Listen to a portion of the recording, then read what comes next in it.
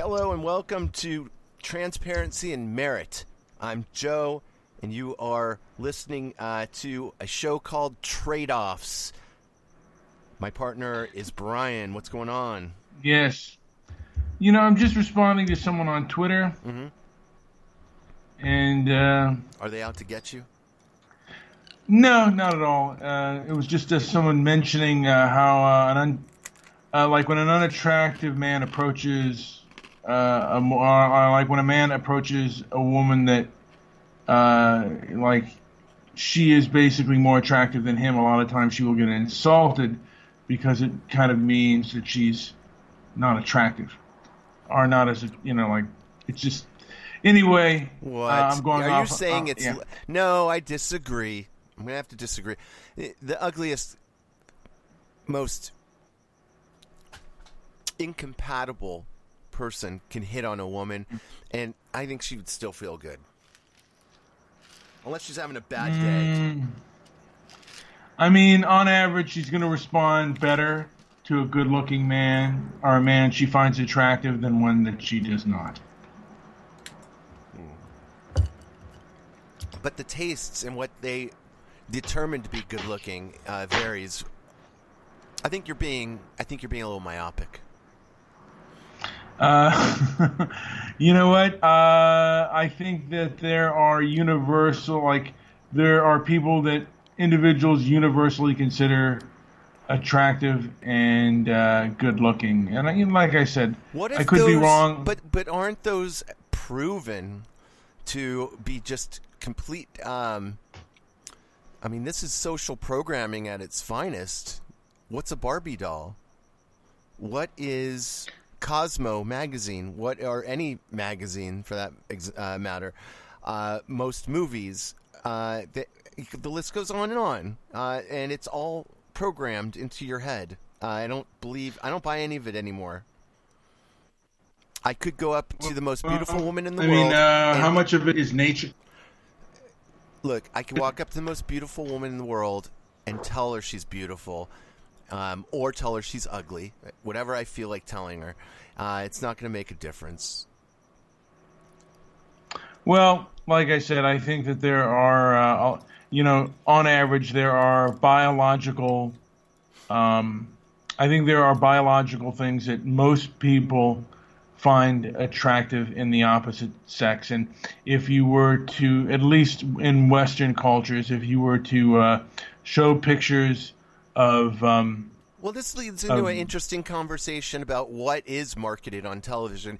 If you watch most commercials and a lot of new shows coming out, what's being pushed is that, and this may sound a little off color, but it's not meant in any kind of racist terms, other than they promote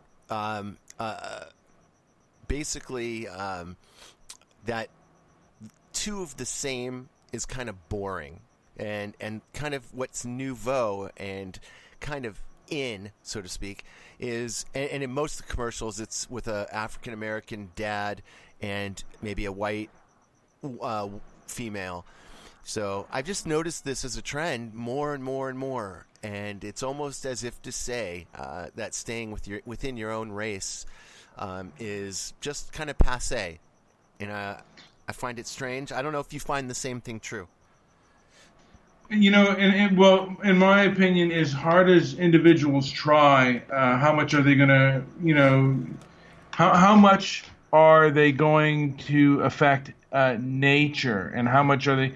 Because, a lot of people, they stay within their own kind. Even two atheist Jews are going to, usually find each other and marry each other because they are similar in background, and there's a comfort there that you probably, somebody wouldn't get from, a Catholic atheist. I mean, a person who's raised Catholic and a person who's raised Jewish, both are atheist. They're going to have more in common with someone of their own ethnic and religious heritage than the latter. It just, on average, is going to be true. But like I said, as far as looks go, I do believe, and like I said, I'd have to do more investigation on this, but I do believe that there is I don't want to say universal, but there is a majority of what people consider good looking and what people do not. And some of that maybe even politically incorrect. But getting back to trade-offs, like the trade-offs of enjoyment, like overeating or even a night of partying, often comes with the trade-off of if you overeat, long-term effects of like obesity, things like diabetes, high blood pressure, and the thing of, and the results of partying if you do it too much, or, you have an instant, basically an instant bad after effect. I don't even want to say instant, but the night afterwards, you're not going to feel so good.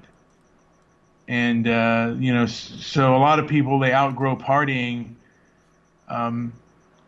after after a couple of times of being hungover and not liking that feeling. Some people never outgrow it, and they actually die kind of young. But there are people who outgrow the partying phase of their lives, usually around college. They stop doing that. And with overeating, I think people who are compulsive overeaters probably have less of a, they probably don't outgrow it and they have to struggle with it.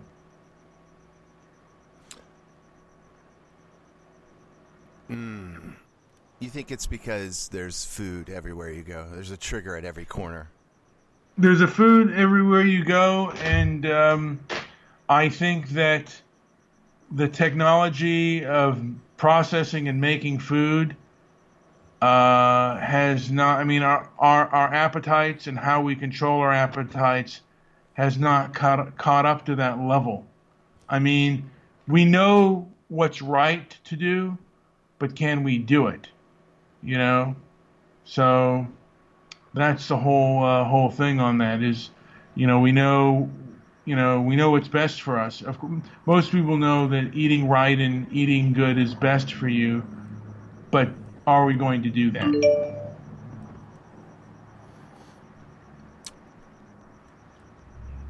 Certainly, temptation is at every corner.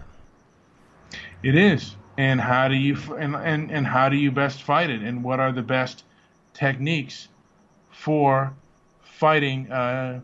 There are a couple of books that I've been Now, but by the way, you haven't had very many hospital stays as a result. And if you don't want to use yourself as an example, I know people who overeat most of their lives and may not even know it. They just kind of go into their later years, and then suddenly it's like, it would be a surprise if that person made it to 80 years old. So, by the way, do you believe that older generations that came before us died younger? You know what I mean? Depending on the like how far the older generations. My grandmother lived longer than my father. Damn right she did. That should tell you right then and there. And my grandfather lived longer than my mother. No doubt. That's certainly the trend.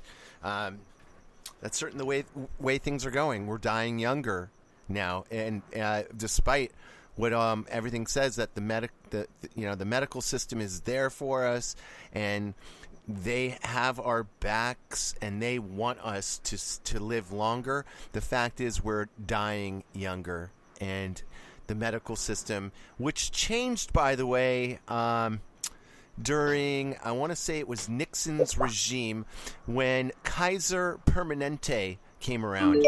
Now, you may not know this, but before Kaiser Permanente came around, the medical system was very different. It wasn't... What's going on? Can you mute any of that? This is crazy. What the hell are you doing? I don't know how to. I'm not proficient enough in my Skype, but I have someone who's chomping at the bit. Okay. To who is it? Is it the Jew? Because he's like making comments all over the place. Does he want to come on the show? Oh, Mr. Passive Aggressive Man wants to come on the show. Talk about trade-offs. We could either have a decent show, or we could bring this pathetic, lying sack of crap on. What do you want to do? Well, you know what? Since since he says he has something to add. And we're only going to go on for about 5 more minutes. He has nothing but lies to add. I'm sick of his lies. You know, okay. The worst thing I've ever. I think we could handle a little show on trade-offs without his input. Give me a fucking break. Sorry for the breakdown there. Yeah, I hear you. Well, you know what I mean. Frustrating and ridiculous. Yeah, well, and that's the big question. Like, I mean, I think, particularly with my grandfather and my grandmother, I think that they practiced self-restraint a little bit better. I think, your grandparents? even though well, although my grandmother smoked, mm-hmm. she did not scarf it down the way my old man did, and my mom also. I mean, and on my grandfather's, on my mother's side, her father, my grandfather, didn't. I don't think he ate as much. I mean, he didn't. I think he quit smoking rather early, and he lived a long life. And I think, well, actually, he did drink quite a bit near portions of his life, but he was. I think he was moderate as far as eating is concerned, and that's the one thing. I think overeating is a really big issue. And I think it's a large issue as far as health is concerned. So, and with that being said, is there anything else to add before we end this show? I think one of the books we want to look at is Overeating. That's it. That's what it's called. No, it's I'm talking about. I forget the name of it, but it's a book about overeating. And okay. I want to look at a few books on how to overcome overeating. I think that's going to be the challenge here. I think what we're going to do is a book review every month. And why don't we get the exact name of the book? We'll get the Amazon link and maybe even hit up the author. It would be really neat to get some interviews going on this channel as well as our others. But anything else before we end this amazing show?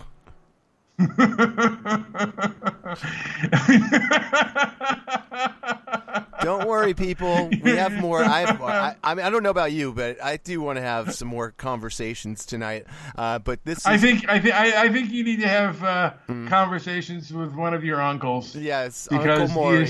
He is clearly chomping at the bit. He is on every format. Beep, beep, boop, bop, beep, boop. Ah, beep, beep, boop, bop. I think you want to do another show maybe with him. So I'm going to call it a day. I'm going to take a shower and hit the hay.